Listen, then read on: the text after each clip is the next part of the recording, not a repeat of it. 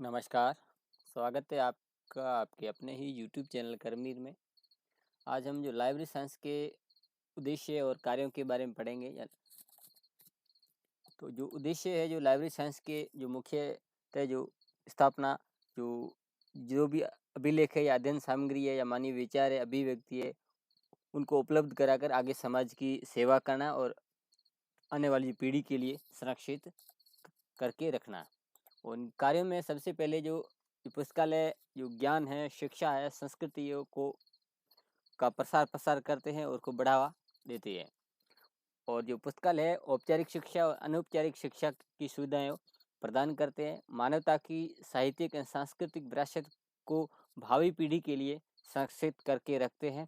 और ये पुस्तकालय कोई भी उपयोगकर्ता हो, कोई भी यूजर हो, उसको उम्र, जाति, रंग, धर्म का भेदभाव किए बिना ये जो सुविधा है वो प्रदान करते हैं। और प्रबुद्ध नागरिकता को बढ़ाने के लिए संसाधन एकत्रित करते हैं और व्यक्तिगत जीवन को समृद्ध बनाने में ये सहयोग करते हैं। पुस्तकों के साथ साथ अन्य जो गैर पुस्तक सामग्री है उन्हें भी एकत्रित करते हैं और वो प्रदान करते हैं। और समुदाय में संस्कृति की उन्नति को सुगम बनाने के लिए भी ये पुस्तकालय महत्वपूर्ण भूमिका अदा करते हैं। ये तो लगभग मोटे तौर पर कार्य हो गए। और फिर भी जो पुस्तकालय के जो मोटे तौर पर कार्य है ये शिक्षा के क्षेत्र में है, सूचना प्रसार के क्षेत्र में, संस्कृति को बढ़ावा देने में और मनोरंजन के लिए भी ये मोटा तौर पर ये मोटे जो कार्य है विशेष तौर पर ये पुस्तकालय द्वारा संपादित किए जाते। अब इनके बारे हम डिटेल में पढ़ेंगे। तो सबसे पहले जो शिक्षा है, जो एजुकेशन में पुस्तकालय क्या क्या कार्य भूमिका निभाते हैं। पुस्तकालय व्यक्तियों और समूह को आत्म विकास के लिए साधन प्रदान करते हैं। यानी कि यदि हम शिक्षा लेना चाहते हैं तो जो पुस्तक हैं वो हमें जो और भी विभिन्न प्रकार की पुस्तकों के लिए हमें पुस्तकालय पर निर्भर रहना पड़ता है। एक शैक्षिक केंद्र के रूप में पुस्तकालय समर्थन और बढ़ावा देते हैं। सभी प्रकार की शिक्षा जैसे औपचारिक, अनौपचारिक, वयस्क जो शिक्षा है औपचारिक और अनौपचारिक वयस्क लोगों के लिए और सभी प्रकार के लोगों के लिए आजीवन ये प्रदान करते हैं। और सभी समुदाय के लिए पुस्तकों और अन्य पाठ्य सामग्री है, पठन सामग्री का भंडार करके रखते हैं। और सूचना प्रसार में हम देखते हैं पुस्तकालय किस प्रकार ये भूमिका अपनी अदा कर रहे हैं। जो पुस्तकालय व्यक्तियों को सटीक वर्तमान जानकारी प्रदान करने में मदद करते हैं। विशेष रूप से उनकी रुचि के विषयों पर सूचना का दायरा, सामाजिक आर्थिक जरूरतों के बारे में जानकारी हासिल करने के लिए जो सेवा का विस्तार है वो बताते हैं। पुस्तकालय को समाज के एक सूचना केंद्र या रेफरल केंद्र के रूप में भी कार्य करना होता है। यानी कि जो समाज है वो विभिन्न प्रकार की सूचनाओं के लिए पुस्तकालय पर निर्भर रहता है, तो पुस्तकालय से वो सूचनाएं उन्हें प्राप्त हो जाती है। सूचना के विशेष स्रोत जैसे रोजगार के अवसर है, जनता के लिए जो कुछ उपयोगी सेवाएं हैं, विभिन्न विभागों द्वारा जो चलाई जा रही जो सामाजिक जागरूकता है उनके बारे में ये सूचना दी जाती है। पुस्तकालय द्वारा आम जनता के प्रसार के लिए क्षेत्रों को एकत्रित संग्रहित किया जाता है। अब संस्कृति को किस प्रकार ये बढ़ावा पुस्तकालय देते हैं। तो पुस्तकालय सांस्कृतिक जीवन के प्रमुख केंद्रों में से एक केंद्र के रूप में कार्य करते हैं और उसे बढ़ावा देते हैं। संस्कृति को बढ़ावा देने के लिए विभिन्न जो कलाओं में की भागीदारी आनंद, यानी कि कहने का मतलब पुस्तकालय में विभिन्न प्रकार की संस्कृति साहित्य जो उसमें होता है उसका जब अलग अलग संस्कृति के लोग उनको पढ़ते हैं तो एक दूसरे की जो संस्कृति के का आदान प्रदान होता है, तो उससे ये संस्कृति को बढ़ावा मिलता है। इसके दो पहलू है, एक पहला पढ़ना फिर सोचना। तो इससे क्या है जो मानसिक जो क्षितिज का विकास होता है और व्यक्ति में जो रचनात्मक क्षमता का विकास होता है। विस्तार का समायोजन कर समाज के जो सांस्कृतिक जो संवर्धन है उसमें ये योगदान देते हैं। बहुत सारे व्याख्यान होते हैं, संगोष्ठियाँ होती है या पुस्तक प्रदर्शनियाँ होती है। तो इस तरीके से जो भी कार्यक्रम होते हैं उनसे सामाजिक सरोकार को या संस्कृति को बढ़ावा मिलता है। ये जो सारे कार्यक्रम है ये पुस्तकालय द्वारा संपादित की जाती है। अब मनोरंजन के क्षेत्र में हम देखते हैं जैसे कभी भी हम फ्री होते हैं तो बहुत सारी किताबें वगैरह पढ़ते हैं, तो उससे हमारा मनोरंजन भी होता है और ज्ञानवर्धन भी होता है। पुस्तकालय खाली समय के सकारात्मक उपयोग को प्रोत्साहित करने में सक्रिय भूमिका निभाते हैं। परिवर्तन और विश्राम के लिए सामग्री प्रदान करते हैं। जैसे हमें कुछ जीवन में परिवर्तन करना है तो हमें एक मोटिवेशनल किताब चाहिएगी, वो मोटिवेशनल किताब को पढ़ेंगे और उसी किताब के अंदर जो महत्वपूर्ण जो चीज़ें बताई गई है उन चीज़ों पर अमल करके हम जीवन में हम परिवर्तन ला सकते हैं। और विश्राम हम कर रहे या सफ़र में कहीं हैं या थके हुए तो हम कोई पत्र पत्रिका या हमारी जो मनपसंद या पत्र पत्रिका पढ़ते हैं तो उससे भी हमारा जो विश्राम भी हो जाता है और ज्ञानवर्धन भी हो जाता है। कथा साहित्य, पत्र पत्रिका, समाचार पत्र आदि मनोरंजक पढ़ने की सुविधा प्रदान करते हैं। श्रव्य दृश्य, film, television, radio, audio cassettes आदि की सामग्री भी प्रदान की जाती है। अब हम ये समझेंगे समाज और शिक्षा में पुस्तकालय की क्या भूमिका है। पुस्तकालय सामाजिक, आर्थिक, सांस्कृतिक और शैक्षिक क्षेत्रों में महत्वपूर्ण भूमिका निभाते हैं। एक समाज का विकास। अब आधुनिक पुस्तकालयों की भूमिका का भी अध्ययन करते हैं। अब समाज और शिक्षा। एक सामाजिक संस्था के रूप में पुस्तकालय पुस्तकालय सेवा को सतत विकास के लिए एक सामाजिक आवश्यकता माना जाता है। यानी कि समाज अपना विकास सतत विकास के लिए पुस्तकालय पर निर्भर रहना पड़ता है और समाज और पुस्तकालय दोनों एक दूसरे के पूरक है। क्योंकि एक समाज या व्यक्तियों के बिना पुस्तकालय नहीं है और जब पुस्तकालय में अगर पुस्तकें नहीं तो उन दोनों का जो समायोजन है वो नहीं हो सकता। एक व्यक्ति के रूप में, एक सामाजिक प्राणी के रूप में, एक सामाजिक संस्था के रूप में एक पुस्तकालय कई कार्य करता है। अब पुस्तकालय के कुछ उद्देश्यों को भी हम देख लेते हैं। तो यह एक सभी प्रकार के जो स्व शिक्षा है, जैसे औपचारिक, अनौपचारिक शिक्षा में मदद करता है। ये सभी के लिए सभी विषयों पर अध्ययन, तथ्य और जानकारी प्रस्तुत करता है। और दूसरा, यह निष्पक्ष और संतुलित तरीके से रिकॉर्ड किए गए सभी विचारों को साझा करता है और यह सभी को खाली समय के सकारात्मक उपयोग के अवसर प्रदान करता है। ये पुरातन पंथियों के लिए मानवता की साहित्यिक और सांस्कृतिक विरासत को सुरक्षित रखे। यानी पुरातन पंथी का मतलब जो पुरातत्ववेदी होते हैं, जो पुराने जो चीज़ों का अध्ययन करते हैं, उनके लिए साहित्यिक और सांस्कृतिक या ऐतिहासिक जो सामग्री का संरक्षण करके रखता है ताकि वो आगे अपना जो शोध है वो कर सकें। ये एक एजेंसी प्रभारी के रूप में समाज के निरंतर समाज कल्याण के लिए भी कार्य करते हैं। एक सामाजिक संस्था होने के कारण पुस्तकालय न केवल पाठकों को संतुष्ट करता है बल्कि पुस्तकालय दिमाग वाला बनाता है, उन्हें प्यार करने में सक्षम बनाता है। एक सामाजिक संस्था और पुस्तकालय के रूप में अपने उपयोगकर्ताओं को आपस में बातचीत करने की अनुमति देता है और एक पुस्तकालय पुराने और दुर्लभ दस्तावेजों को संग्रह रखता है और उन्हें संरक्षित किया जा सकता है। यानी कि पुस्तकालय के बहुत सारे कार्य है जो उपयोगकर्ता आपस में एक दूसरे की जब किताबें पढ़ते हैं तो उनका विचारों का भी आदान प्रदान होता है और जितने भी पुराने दुर्लभ ग्रंथ हैं उनको संरक्षित करके और भावी पीढ़ी के लिए सुरक्षित रखता है। और विभिन्न भौतिक स्वरूप में पुरातत्व की जो अनुसंधान है, जो शोध है, वो सामग्री है, उनको संग्रहण करके रखता है। अब देखते हैं शिक्षा में पुस्तकालय की क्या भूमिका है।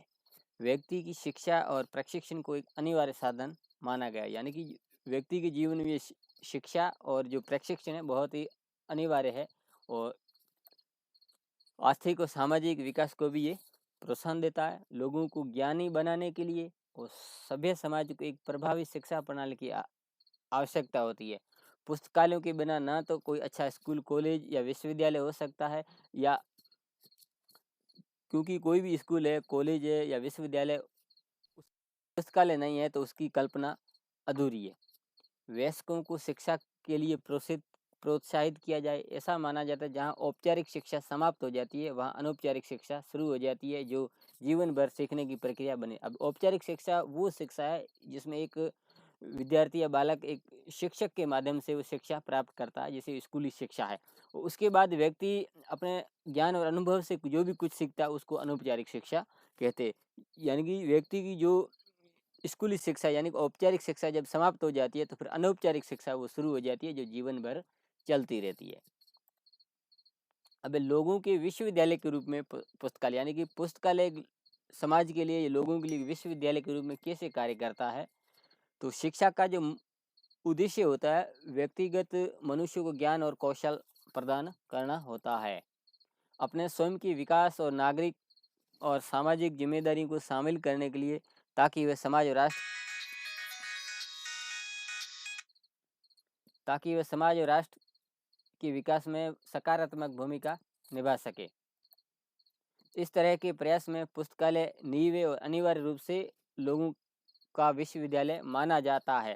कहने का मतलब जो हम समाज में या हम शिक्षा में जो भी चीज़ें सीखते हैं उसकी जो नींव है वो पुस्तकालय है, और उसी अनिवार्य रूप के कारण ये पुस्तकालय को एक लोगों का विश्वविद्यालय माना जाता है। जन शिक्षा केंद्र के रूप में पुस्तकालय सामान्य रूप से जो पुस्तकालय या विशेष रूप से जो सार्वजनिक पुस्तकालय की जो भूमिका है वो अति महत्वपूर्ण होती है। जिस राजनीति चाहे राजनीतिक जागरूकता हो, सामाजिक आर्थिक विकास हो या सांस्कृतिक विकास हो, और कोई खेल का भी क्षेत्र, कोई भी क्षेत्र हो, शैक्षिक ज्ञानोदय जो भविष्य के विकास के लिए महत्वपूर्ण है या अनिवार्य है, सभी वर्गों के लोगों के लिए पुस्तकालय एक बुद्धिजीवी के रूप में करता है। शिक्षा, सूचना, मनोरंजन प्राप्त करने के लिए सुविधाएं प्रदान करके उत्प्रेरक सौंदर्य, प्रशंसा, अनुसंधान, कल्याण के लिए उम्र और लिंग की परवाह किए बिना एक समाज का के रूप में ये समाज सेवा करता है। यानी कि जो पुस्तकालय है उम्र है, जाति, समुदाय का भेदभाव किए बिना शिक्षा, सूचना, मनोरंजन जैसी जो सुविधाएं प्रदान करता है। अब सतत शिक्षा केंद्र के रूप में पुस्तकालय कैसे कार्य करता है? लोग अपनी इच्छा, क्षमता या आवश्यकता अनुसार पुस्तकालयों की सहायता से अपनी पढ़ने की आदत को जारी कर रहे हैं। बहुत सारे व्यक्ति होते हैं जिन्हें पढ़ने की आदत होती है, तो उन्हें उस किताबों को पढ़ने के लिए पुस्तकालय पर निर्भर रहना पड़ता है। आजकल तो ऑनलाइन वर्चुअल भी लाइब्रेरीज हो गई है। लाखों लोगों के लिए सतत शिक्षा का केंद्र होने के नाते लोगों का यह उनके व्यावसायिक, पेशेवर या सीखने के कौशल को भी विकसित करता है। जैसे कोई टेक्निकल चीज़ें भी सीखना चाहता है या तो कोई हुनर सीखना चाहता है, तो वो पुस्तकों से भी इस तरह की हुनर पर आधारित बहुत सारी पुस्तकें हैं जिससे वो अपना जो पेशेवर जो कौशल है वो सीख सकता है। एक पुस्तकालय अनौपचारिक रूप से व्यक्तियों को आजीवन सतत शिक्षा प्रदान करता है। अब है एक होता है पुस्तकालय, एक होता है सूचना केंद्र। सभ्यता की प्रगति या साहित्य का जबरदस्त विकास में साइंस एंड टेक्नोलॉजी का बहुत बड़ा योगदान। आज हम इतने जो एक वैज्ञानिक युग में जी रहे हैं, तो इसके पीछे भी साइंस एंड टेक्नोलॉजी या सूचना प्रौद्योगिकी का बड़ा योगदान है। अब जो लाइब्रेरी साइंस है या सूचना केंद्र है, उसमें आवधिक जो सामयिक जो द्विमासिक या मंथली, ईयरली, छमाही जो रिपोर्ट्स आती है, मैगजीन्स आती है, अनुसंधान या तकनीकी रिपोर्ट्स आती है, या पैटर्न्स आते हैं, या मानक आते हैं, या व्यापारी लेन देन है, या पुनर्मुद्रण है। तो जो भी जानकारियाँ हैं वो समय समय पर लेखों या अन्य में पहले निहित होती थी। उनकी विशेष जानकारी को पूरा करने के लिए सूचना केंद्र स्थापित किए गए थे। तो ये जो चीज़ें हैं हर व्यक्ति तक नहीं पहुंच सकती थी, तो उसके लिए सूचना केंद्र बनाए गए, जहाँ पर जो व्यक्ति जाकर जो इन पैटर्न्स के बारे में, जो भी शोध के बारे में जानकारी लेना चाहे तो वो ले सकता था। एक सूचना केंद्र को एक संगठन के रूप में अगर परिभाषित किया जाए तो वो कैसे परिभाषित किया जा सकता है? सूचना केंद्र सबसे पहले उनका चयन करता है, टॉपिक्स का या सूचना का उन्हें प्राप्त करता है। जो अनुरोध होते, यानी कि कहने का मतलब जो पाठक आते हैं वो सवाल पूछते हैं, उनके जवाब में जानकारी संग्रहित करता है और प्राप्त करता है। एक बार दोबारा समझ लेते हैं। एक जो सूचना केंद्र होता है वो जानकारियों का चयन करता है या प्राप्त करता है। कहाँ से प्राप्त करता है? ये व्यक्तियों से ही प्राप्त करता है। जो भी पाठक है वो सूचना केंद्र में आता है, वो जो भी सवाल पूछता है उनका चयन करता है और उनसे संबंधित जो भी जानकारी है उनको इकट्ठा करता है और उनको आगे समाज में देता है। और सार का मतलब वो जो अगर विस्तृत जानकारी या निष्कर्ष है वो तैयार करता है और सूचना का प्रसार और करता है। तो इस तरह के ये सूचना केंद्र की जो कार्य थे। और अब विस्तार से हम पढ़ते हैं। जो सूचना केंद्र अत्यधिक विशिष्ट अनुसंधान और विकास संगठनों से जुड़े, यानी कि R&D, जो विशिष्ट शोध लोग करते हैं उनसे ये जुड़े हुए, जो उन्हें भी छोटी छोटी जो सूचना की जानकारी उनके अति महत्वपूर्ण होती है, जो उन्हें आवश्यकता रहती है, तो इसलिए ये लोग है सूचना केंद्र पर निर्भर रहते हैं। एक सूचना केंद्र विभिन्न सेवाएं प्रदान करता है, जैसे रेफरल सेवा, साहित्यिक खोज और अपने उपयोगकर्ताओं के लिए अनुवाद सेवा, ग्रंथ सेवा, ये सार सेवा, इनका जो अध्ययन हम आगे करेंगे तो इस तरह की ये सेवाएं ये सूचना केंद्र वो करता है। अब ये विभिन्न प्रकार के जो सूचना केंद्र होते हैं उनके बारे में भी हम पढ़ लेते। पहला जो सूचना केंद्र होता है ये सूचना विश्लेषण केंद्र कहलाता होता है। दूसरा समाशोधन गृह, तीसरा डाटा केंद्र या डाटा बैंक। ये 3 प्रकार के सूचना केंद्र होते हैं। अब इनके बारे में हम विस्तार से पढ़ेंगे। पहला जो सूचना विश्लेषण जो केंद्र होता है वो निर्मित साहित्य एकत्रित करता है, उसकी उपयोगिता आंकलन करता है और वो जो साहित्य जिसने बनाया उन विशेषज्ञों से संवाद करता है और अनुरोध पर जो भी चीज़ें हैं वो अनुसंधान करता है और फिर उन्हें सत्यापित करता है और इसकी वैधता, विश्वसनीयता और सटीकता के लिए जानकारी इकट्ठी करता है और इन विश्लेषण केंद्रों की एक रिपोर्ट बनाता है और जो उस रिपोर्ट की महत्वपूर्ण भूमिका होती है वो ये सूचना विश्लेषण केंद्र ये तैयार करते हैं और इस अनुसंधान को मजबूत बनाने, ज्ञान और कमियों को अंतराल करने के लिए इंगित किया जाए, यानी कि उसका अनुसंधान करता है, उसमें कोई फेरबदल हो या कमी रह गई हो, सुधार हो तो उसके लिए भी आगे जो विशेषज्ञों से संवाद करता है। ये है सूचना विश्लेषण केंद्र, यानी कि उनका विश्लेषण किया जाता है। अगले जो है समाशोधन गृह, ये क्या करते हैं कि ये जो या तो सहकारी होंगे या कोई एकल भी हो सकते हैं या अंतर्राष्ट्रीय राष्ट्रीय एजेंसी भी हो सकती है, उनके द्वारा ये जो डाटा तैयार किए जाते हैं। ये विशेष विषयों की ग्रंथ सूची संकलित करते हैं और उन्हें प्रसाद, यानी कि इस टॉपिक से संबंधित कौन कौन से ग्रंथ है और उनकी सूची बनाते हैं और आगे प्रसारित करते हैं। वो उनमें रुचि रखने वाले संगठनों के लिए उपलब्ध दस्तावेज की एक प्रति जिसके लिए जो भी अनुरोध करता है उसको वो ये प्रति दी जाती है और ये पहुंच का केवल एक बिंदु प्रदान करते हैं और विभिन्न स्रोतों की जानकारी है, भाषाओं की जानकारी है, यानी एक ही टॉपिक पर ये देते हैं।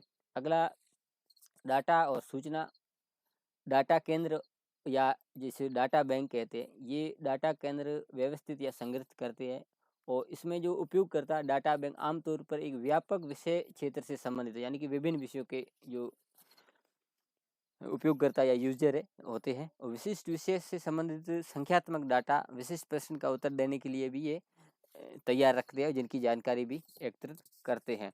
ये एकत्रित डाटा जो होते हैं जो भी सारे कच्चे डाटा मिलते हैं उनसे निकालते हैं, संशोधित करते हैं और उपयुक्त जो भी साहित्य है उनमें संरक्षित करके फाइलों को सही जानकारी प्रदान करने के लिए भी ये रखते हैं।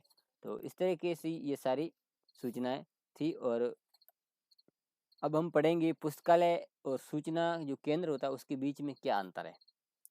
तो हमने पुस्तकालय के बारे में भी पढ़ा इससे पहले, उसके उद्देश्यों के बारे में भी पढ़ा और सूचना केंद्र के भी बारे में पढ़ा और सूचना केंद्र के प्रकारों के बारे में भी हमने पढ़ा। अभी हम पढ़ लेते हैं कि इन दोनों के बीच में अंतर क्या है। पहला तो ये अंतर है जो पुस्तकालय उपयोगकर्ताओं को मैक्रो दस्तावेज यानी कि विस्तृत दस्तावेज वो देते हैं, यानी और जो सूचना केंद्र वो सूक्ष्म जो दस्तावेज देते हैं, यानी शॉर्ट जो दस्तावेज वो देते हैं। दस्तावेज संग्रहित करना या उनके प्रकार, उपयोगकर्ताओं के स्तर, दस्तावेज के प्रावधान या आंतरिक सूचना, बाह्य सूचना या उपयोगकर्ताओं को सेवाएं प्रदान करने के अलावा दस्तावेजीकरण, एकत्रित करना, संसाधित करना या प्रसारित करना यानी संशोधित करना। तो इस तरह की जो सूचनाओं के लिए भी इन दोनों में फ़र्क होता है। और एक और बड़ा जो फ़र्क है, जो पुस्तकालय केवल संपूर्ण प्रदान करता है, लेकिन ये सूचना केंद्र न केवल दस्तावेज बल्कि विवरण भी देता है। कहने का मतलब जो पुस्तकालय में संपूर्ण दस्तावेज दे देता है और जो सूचना जो केंद्र होता है वहाँ पर सिर्फ विवरण दिया जाता है। पुस्तकालय में एक पुस्तक जिसमें विशेष जानकारी प्रदान की जाती है, जहाँ एक सूचना केंद्र में सटीक जानकारी प्रदान की जाती है लेकिन पुस्तक प्रदान नहीं की जाती है। जो सूचना केंद्र में सूचना मिलती है और पूरी किताब नहीं, हो सकता है एक शॉर्ट 1-2-4 पेज जो भी हो वो हो सकते हैं, लेकिन किताब पूरी की पूरी नहीं दी जाती है। अब सूचना युग में पुस्तकालय और सूचना केंद्र, जो वर्तमान में जो युग चल रहा है, जो साइंस एंड टेक्नोलॉजी का, जिसमें इंफॉर्मेशन जो साइंस का युग है, उसमें पुस्तकालय और सूचना विज्ञान में क्या है, किस तरह अपनी भूमिका अदा करते हैं। जैसे कि हम जानते हैं कि समाज स्थिर नहीं रहता, ये बदलता रहता है और एक पुस्तकालय एक सामाजिक संस्था के रूप में कार्य करता है। सामाजिक परिवर्तन भी पुस्तकालयों की भूमिका को प्रभावित करते हैं। वर्तमान समाज में लगभग सभी क्षेत्रों में परिवर्तन आया है। और इस परिवर्तन के कई कारक जिम्मेदार है, जैसे समाज की राजनीतिक और सामाजिक स्थिरता, शैक्षिक सुविधाओं का विस्तार और साक्षरता की उच्च दर। तो इस तरह से कुछ चीज़ें हमने ये पढ़ी है और अगली वीडियो में कुछ और नए टॉपिक के साथ मिलेंगे। वीडियो अच्छा लगा तो लाइक कर दें, चैनल को सब्सक्राइब कर दें, बेल आइकन दबा के नोटिफिकेशन ऑल पर क्लिक कर दें। जैसे मैं इस तरह का महत्वपूर्ण वीडियो बनाऊंगा उसका नोटिफिकेशन आपको मिल जाएगा। मिलते हैं अगली वीडियो में, तब तक के लिए धन्यवाद।